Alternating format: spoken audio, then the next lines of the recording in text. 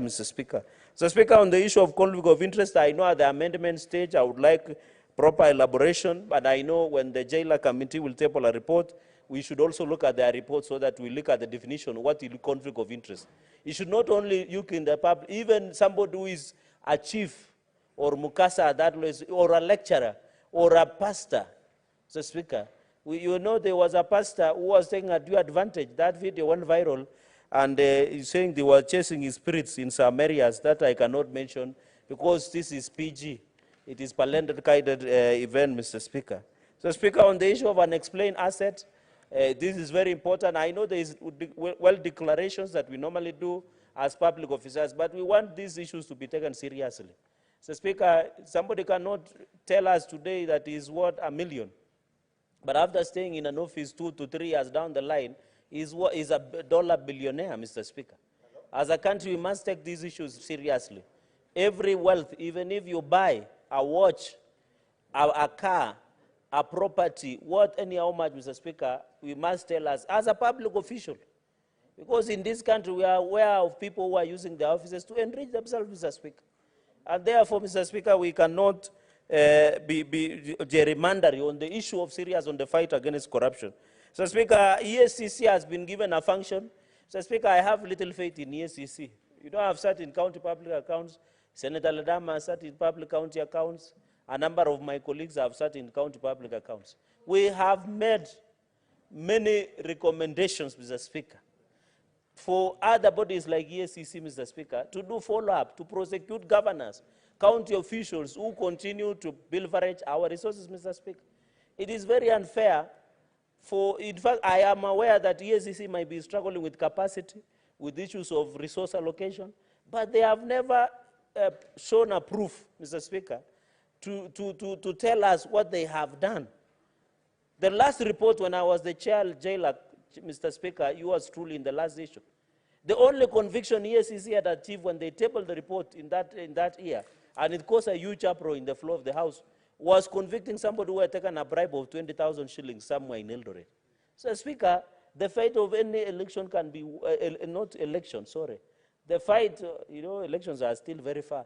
The fight against corruption, Mr. Speaker, and larceny and graft and plundering of natural resources will only be won if one or two.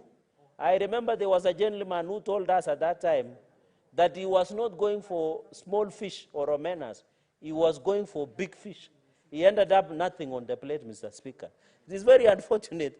So the fight against corruption, with this enriching of this bill that has been pondered by Senate Majority Leader Aaron Cheruiyot, is a bill that should be supported by all and sundry so that we fight corruption in this country, Mr. Speaker. And I want to challenge EACC. Most senators here tell us, and even when we work in the villages, I have seen the motion by Senator Ledama Olakina on pending bills. How can pending bills be there when you go to National Treasury, money has been dispersed? It means it has been stolen. So what is ESCC doing about it? Nothing. When they are reported, they go and call the governors or anybody who has been accused of corruption and see them you may attend. Mr. Speaker, we are even aware on COB control our budget. And I want them to come clean. Where a county makes a requisition, the controller of budget tells them what we want to do, they give a schedule, then they release money to the county after paying certain percentage. And that is why most of the workers, we are having allegations that some of the controller of budget staff are now owning houses in Karen, Runda, Kileleshwa, because they are colluding, and even Dubai, they are having private summer homes, Mr. Speaker. Mr. Speaker, because they are colluding with county governments to release money that are made under requisition. And the controller of budget, not herself, but some of her officers are going rogue. And that is how governors are misusing and plundering resources. So what is ESCC doing about it? Nothing. I saw them releasing a report yesterday saying, I think they say Nyamira is leading in bribery, which county is leading, which ministry is leading in bribery or corruption allegations. But after releasing a report, what next? The ESCC has never told the country what they are doing in the fight against corruption. Yet, under the Constitution, they have an obligation to fight corruption in this country. Mr. Speaker, we have many laws in the Fight Economic Crimes Act, Mr. Speaker. We have many laws against the fight against corruption. The chicken must come home to roost when EACC will tell us what they are doing in Machakos, in the fight against corruption, in Kitui, in makwiny, in Nandi, and I told you last time, Nandi is the headquarters of corruption. There is a lot of blundering happening here and there, but EACC have done nothing. We have reported a number of occasions, Mr. Speaker.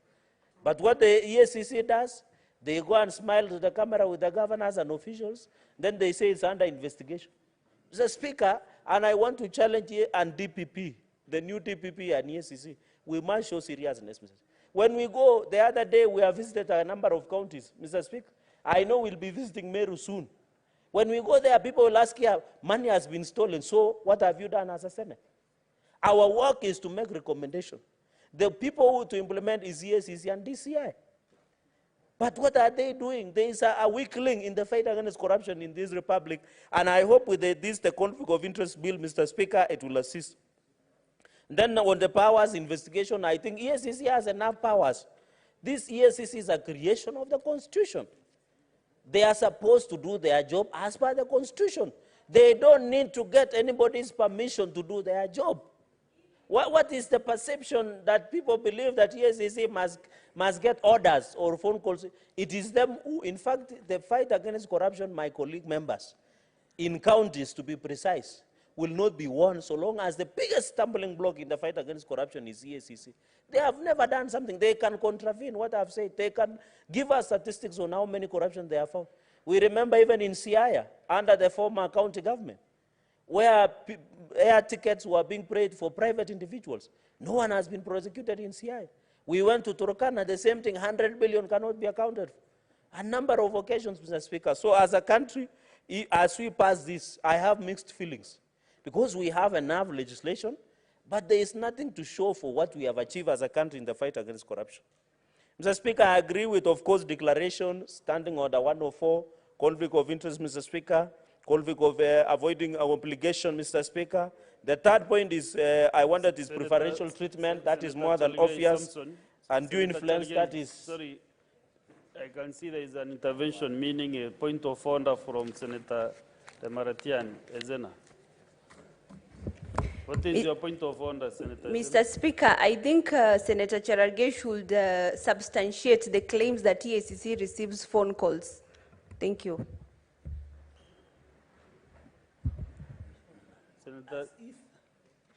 Senator Cherargei. Mr. Speaker, I thought as if they are receiving phone call, as if. I'm guided by the answer if it is contrary, because I say as if they are receiving. As if is maybe. I didn't say shall. So I think that is what I meant. Mr. Speaker, and I thank my sister, Mr. Speaker, you know, she's doing a good job. And maybe she wants something in Samburu County in future. Mr. Speaker, on the issue of gifts and other benefits, I think this is a law that was there, of economic crimes in 203, you pass. At least you have been around these corridors and you know this law. Where you are given, even as a speaker, if we welcome you, I don't know at which level, you know, when you come to my home and I give you as a friend, I don't know whether you should declare, because I can give you a cow.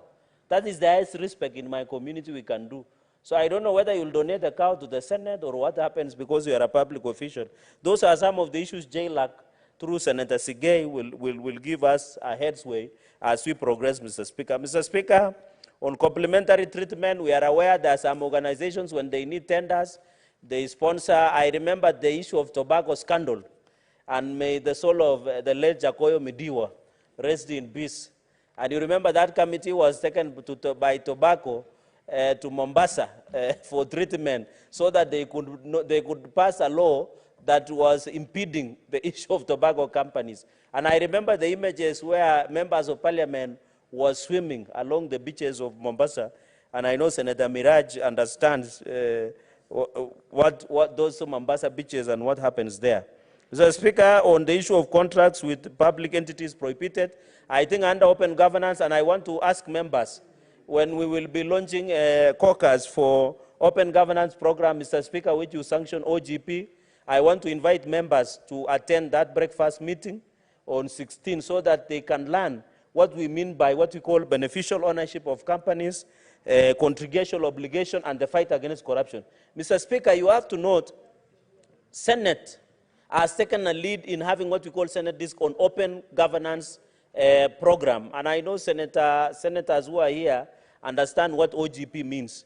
We are trying to push for accountability, legislative integrity, legislative openness, and Mr. Speaker, contractual obligation and benefit of an ownership being open through open governance program. And I want to thank you, Mr. Speaker, and your office for allowing that caucus to be established. I know these are some of the things we have been pushing in that caucus to ensure that we have what we call obligations, Mr. Speaker. Most where corruption happens, Mr. Speaker, is during procurement processes. I think that's where corruption starts from. I remember there was a CS, not a CS, an ambassador of America, I don't know his name, I forgot. He said Kenya loses around 700 billion through budgeted corruption. I don't know, it was around 2020, I think an ambassador of US, he made it in media. So Speaker, we need to be careful, and I remember when we were looking through budgetary process and many others, so that we look at it, procurement is where issues happen, Mr. Speaker. In conflict of recruitment, I know whenever KDF and other people are recruiting, Mr. Speaker, we hear parents complaining that they are paid 300,000, 200. You have seen even here in Eldoret, RTS training school, here in Eldoret. You normally see before reporting of the recruits, you see a number of young people being taken to court because they are fake recruitment, KDF recruitment letters. I'm happy it has been captured to protect our people who, Mr. Speaker, they unknowingly give out 100,000. I know the Bribery Act says punish the briber and the bribee. Punish the bribing, the briber and the bribee, Mr. Speaker. I know that's what the Bribery Act is. The one who gives out and the one receives.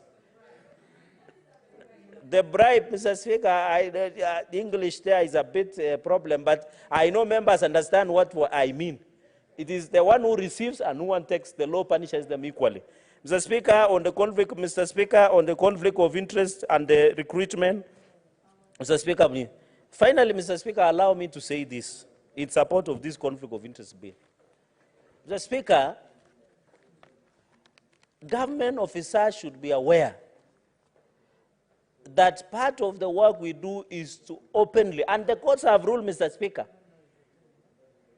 any public officer is subject to open criticism and constructive criticism, Mr. Speaker. Mr. Speaker, you are aware I'm in court for only representing my people and speaking out and raising serious issues, Mr. Speaker. The law has ruled, and senior counsel like Danson Mahanso will agree with me, and even our junior learned friends, Senator Rafael Chimera, will agree, Mr. Speaker, that any public official does not have limitation, Mr. Speaker, in terms of criticism. So I find it odd and weird that if Senator Cherargei can be sued for speaking about roads. Okay. Senator Chimera. Make it quick.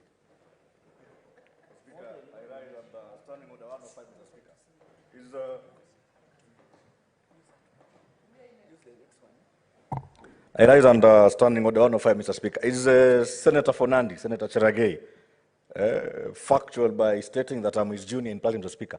He was admitted the other day, I think in 2020, Mr. Speaker. I have practiced law for over 6 years, Mr. Speaker, so he's actually my junior, Mr. Speaker, and not what he's trying to say, Mr. Speaker. Whatever he's saying is misleading the House, Mr. Speaker. Can he clarify, Mr. Speaker? I'm actually a senior in practice. And withdraw and apologize, Mr. Speaker. Maybe I request both of you to bring your certificates of admission so that I can make the determination. But if you, Mr. Speaker, if I use my eyes physically, you look junior to him, but maybe not academically. Mr. Speaker, I can't get factual. So on the statement of Act 105, since I don't know when he was admitted, allow me to withdraw that part called junior and call him my learned friend. Mr. Speaker, but you don't need to question Justice and Legal Affairs Chairman Emeritus, Mr. Speaker, because by the fact that I'm the Chair Emeritus of JLAC, that surpasses anything else, Mr. Speaker. It means I have seen a lot in the practice, and I'm senior. In fact, under LSK, I should have been given senior counsel by the virtue of being a JLAC Emeritus Chair when this country was undergoing a lot of challenges, including the issue of BBI. And we stood tall, Mr. Speaker. My oversight. I know that suit, Mr. Speaker, is trying to intimidate and cow me not to oversight the work people are doing. But we are going to come back better, bigger and with a bang, Mr. Speaker. I want to assure you, take my word, Mr. Speaker. With those very many remarks, I beg to support this bill and see the fruition, Mr. Speaker. Thank you very much. You send, I take your one to the bank. Okay, before we proceed with the debate on this bill, I want to give the chair, the chair, Justice and Legal Affairs Committee, to table the report on this bill, so that